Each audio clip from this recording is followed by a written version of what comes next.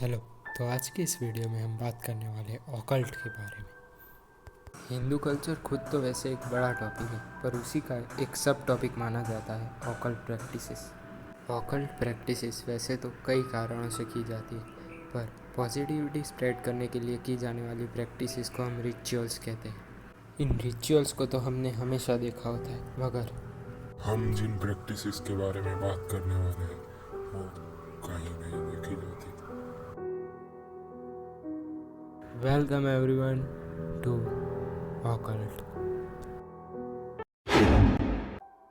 अघोरी इस शब्द का मतलब है जो इंसान किसी का डर नहीं रखता। अघोरीज ही है जो हमारे दिमाग में सबसे पहले स्ट्राइक करते हैं जब मैं ऑकल्ट के बारे में बात करता हूँ। तो अघोर पंथ को सबसे छोटा और सबसे कठिन रास्ता माना जाता है भगवान तक का। अघोर पंथ को इतना कठिन इसलिए माना जाता है क्योंकि उसमें की जाने वाली प्रैक्टिसेस हमारी सोच के परे होती। इन्हीं में से कुछ प्रैक्टिसेस होती है जैसे कि किसी मुर्दे को खाना या फिर किसी डेड बॉडी के साथ सेक्स करना। इन सब बातों को सुनकर आपके दिमाग में एक नेगेटिव इमेज फॉर्म हुई होगी अघोरिस के बारे में। अघोरिस ये सारी प्रैक्टिसेस किसी को नुकसान पहुंचाने के लिए नहीं करते, हालांकि ये बस उनके अंदर के अच्छे और बुरे के बीच के फ़र्क मिटाने के लिए की जाती है प्रैक्टिसेस। हालांकि ऑकल्ट का नेगेटिव यूज़ किया जाता है तांत्रिसिज्म में, जिनमें कई चीज़ें आती है जैसे कि ब्लैक मैजिक, विच क्राफ्ट, ऐसी कई सारी चीज़ें की जाती है because of human grade towards money and fame. Yourself. Yes. How did they start it? So let me put it the other way. Chanakya was a person who studied the Atharva Veda and he wrote the Arthashastra. In the Arthashastra, there are a lot of occult practices. Which are derived from the Atharva. Yes. In fact, it's called the fourth Veda. Till Chanakya's time, it was only three Vedas. So one of the readings, one of the scholars said, Rig Ved, Samved and Yajur Ved were actually the original Vedas. The fourth got added. A lot of people don't believe in it. That is a personal choice. But in our country, even today, the occult practices happen. Okay. They are dark, they are, undercurrent, but they do happen. Where do they happen? So they happen in a lot of families, and I have seen a lot of politicians using it. Really? वैसे तो हिंदू धर्म के सबसे पुराने text माना जाता है वेद को, और उन्हीं में से एक वेद को कहा जाता है अथर्ववेद। अथर्ववेद में ही काफ़ी सारी ऑकल्ट प्रैक्टिसेस लिखी गई है।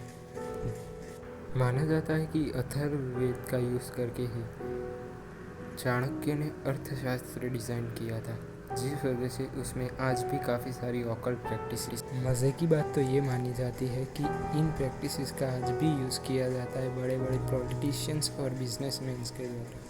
अगर मैं आपको इस चीज़ का एग्जांपल दूँ तो आपको पता ही होगा कि मुकेश अंबानी हमारे देश के one of the biggest businessman हैं।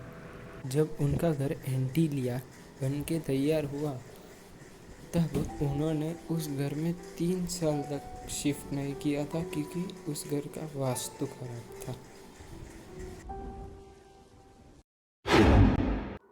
अभी तक जो प्रैक्टिसेस मैंने आपको बताई वो तो थी कि जो प्रैक्टिसेस की जाती है सिर्फ पावर, नेम, फेम कमाने के लिए या तो फिर किसी और कारण से।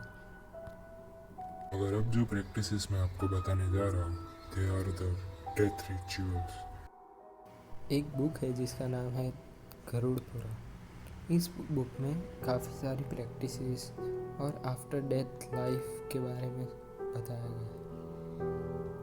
जैसे मैंने अघोरिस के बारे में आपको बताया, उन्हीं में से एक होते तांत्रिक जो इन प्रैक्टिसेस का यूज़ करके किसी भी कॉर्प्स को या फिर मुर्दे को चलवा सकते हैं। ऐसे ही काफ़ी आफ्टर डेथ रिचुअल्स दिए गए हैं इस बुक में। इन्हीं डार्क रिचुअल्स के बारे में मैं आपको बताने वाला हूँ। रिक इन मरी हुई बॉडीज़ का यूज़ करते हैं ताकि वो डिमोनिक पावर्स प्रवोक कर सके, जो उन्हें मदद कर सके उन्हें सुपर नेचुरल पावर्स देने में। इसीलिए हिंदू धर्म में कहा गया है कि जब एक इंसान मरता है तो उसकी बॉडी को और उससे जुड़ी चीज़ें जैसे कि उसके कपड़े हो सके उतनी जल्दी जला देना चाहिए। Now the question is, do you believe in occult practices?